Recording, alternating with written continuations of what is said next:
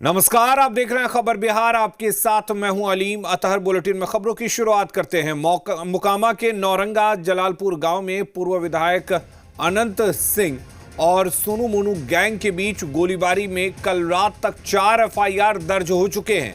NTPC थाना अंतर्गत सैनौरा गांव के निवासी उदय यादव ने सोनू मोनू और उनके माता पिता के खिलाफ नामजद एफआईआर दर्ज कराया था।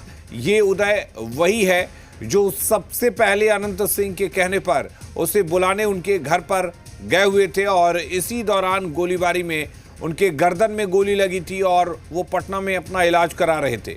इस मामले में पुलिस अब तक 3 लोगों को गिरफ्तार कर चुकी है।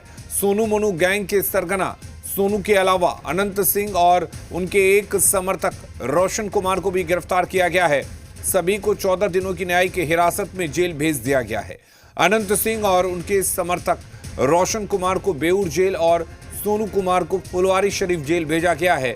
मोनू के खिलाफ नामजद एफआईआर होने के बाद भी अभी तक गिरफ्तारी नहीं हुई है। फिलहाल नौरंगा जलालपुर मेहजा और नदवा गांव में शांति है, लेकिन आशंका जताई जा रही है कि मोनू और दोनों ग्रुप के समर्थक वर्चस्व की लड़ाई को लेकर कभी भी आपस में भिड़ सकते हैं। लोग 90 के दशक में मोकामा में गैंगवार का दौर देख चुके हैं।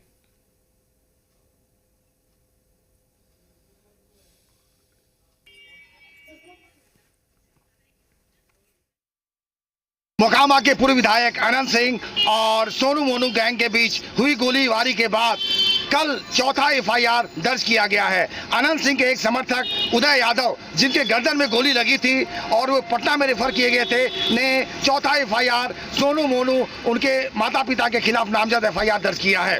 अब देखना है कि मुकेश कुमार, जो हेमजा गांव के रहने वाले हैं और जिनके कारण ये पूरा घटनाक्रम होता है, उनकी सुरक्षा देने में पुलिस कितनी सक्षम हो पाती है। क्योंकि कहीं ना कहीं वो पूरा परिवार दहशत में है और उन्हें लगता कि उन्हें अभी तक न्याय नहीं मिला है। क्योंकि एक बार उनके घर पर ताला खुलवाने के बाद कल सुबह फिर उनके घर पर फायरिंग हुई थी और उनको कहीं ना कहीं एक बार फिर अपने घर को छोड़ने के लिए मजबूर होना पड़ा है। अब देखना है कि मुकेश कुमार और गांव के लोग, जो एक बार फिर 90 के दशक के मोकामा में जो अनहोनी हुआ करती थी, लगातार गोलियां चला करती थी और हत्याएं होती थी, वो दौर की कहीं एक बार फिर वापसी तो नहीं है। अगर पुलिस इस मामले में उचित कार्रवाई की होती तो कहीं ना कहीं इस तरह के हादसे से बचा जा सकता है। अब देखना है कि पुलिस इस मामले में और कितने लोगों की कार्रवाई करती है, क्योंकि अभी भी मोनू और कई समर्थक ऐसे हैं जो अभी तक जेल की शिक्षों के बाहर हैं, एएसपी ऑफिस के बाहर खड़े हैं। आप देख सकते हैं कि यहाँ पूरी तरह से शांति का माहौल है। सोनू मोनू गैंग के सोनू की गिरफ्तारी और अनंत सिंह के कोर्ट में सरेंडर के बाद पुलिस कहीं ना कहीं शांति की नींद ले रही है, लेकिन अभी भी गांव के लोगों में दहशत का माहौल है। उन्हें लगता है कि अभी भी कोई अनहोनी घट सकती है, क्योंकि अभी भी अनंत सिंह के कई समर्थकों और मोनू के बाहर होने के कारण लोगों को लग रहा है कि कहीं ना कहीं एक बार फिर खतरे का अंदेशा हो सकता है। अभी कल अनंत सिंह के एक समर्थक उदय सिंह, जिनके गर्दन में गोली लगी थी, वो पटना में रेफर किए गए थे। उनके बयान के आधार पर चौथा एफआईआर इस मामले में दर्ज किया जा चुका है। लगातार 4 एफआईआर दोनों की तरफ से दर्ज किए गए हैं, लेकिन गांव में शांति का माहौल अभी भी नहीं है। क्योंकि अभी कल हेमजा गांव में मुकेश कुमार के घर पर फायरिंग की घटना हुई थी और उसके बाद कहीं ना कहीं उनका पूरा परिवार दहशत में है और देखना है कि अब इस मामले में पुलिस आगे और क्या कार्रवाई करती है। मैं चंदन राय, जी मीडिया, बाढ़। और हमारे साथ चंदन जुड़े हुए हैं। चंदन, एफआईआर को लेकर क्या कुछ जानकारी है? कुल कितने एफआईआर दर्ज किए गए हैं, किसकी तरफ से कितने एफआईआर हैं और इसमें कौन कौन से लोग आरोपी बनाए गए हैं? नौरंगा जलालपुर गोलीकांड में अभी तक 4 एफआईआर दर्ज हो चुका है। इसमें पुलिस की तरफ से भी एक एफआईआर किया गया था, जिसमें कि जब मुकेश कुमार के घर पे ये तो ताला खुलवाने जाते हैं तो उसमें ये आरोप लगाते हैं कि एक पॉलिटिशियन और उनके समर्थक और कुछ स्थानीय ग्रामीणों ने उनके साथ गाली गलौज किया था। और धक्का मुक्की भी उनके साथ हुई थी।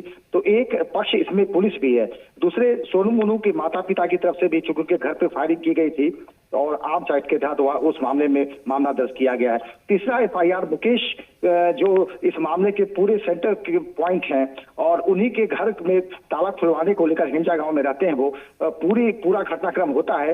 तो एक एफआईआर उनकी तरफ से सोनू मोनू गैंग की तरफ उन पर किया जाता है। और कल आखिरी जो चौथा एफआईआर देखा गया है वो अनंत सिंह के एक व्यक्ति उदय यादव जो सनावरा थाना एनटीपीसी थाना अंतर्गत रहने वाले हैं, उन्होंने एक चौथा एफआईआर दर्ज कराया जिसमें कि सोनू मोनू और उनके माता पिता के खिलाफ नामजद एफआईआर दर्ज किया गया है और उन पर गोलीबारी और जानलेवा हमला करने का आरोप लगाया गया। तो अभी तक 4 एफआईआर दर्ज हो चुके हैं, लेकिन अभी गिरफ्तारी के नाम पर सिर्फ 3 गिरफ्तारी हुई जिसमें कि अनंत सिंह कोर्ट परिसर में सरेंडर करते हैं और उनके एक समर्थक रोशन कुमार की गिरफ्तारी होती है और दूसरे पक्ष से सोनू मोनू में के सरगना सोनू की गिरफ्तारी होती है, लेकिन मोनू अभी भी बाहर है और कई उनके समर्थक, इन लोगों के समर्थक अभी भी उनका पूरा एक नेटवर्क है जो कि उस पूरे क्षेत्र में काम करता है, उनके बाहर होने से गांव के लोगों में अभी भी दहशत है। चूंकि गोलीबारी की घटना 7 राउंड फायरिंग पहले होती है, उसके अगले दिन फिर सुबह मुकेश कुमार के घर पर फायरिंग होती है, तो कहीं ना कहीं ये घटनाक्रम किसी बड़े अंदेशे का इशारा कर रहा है। जी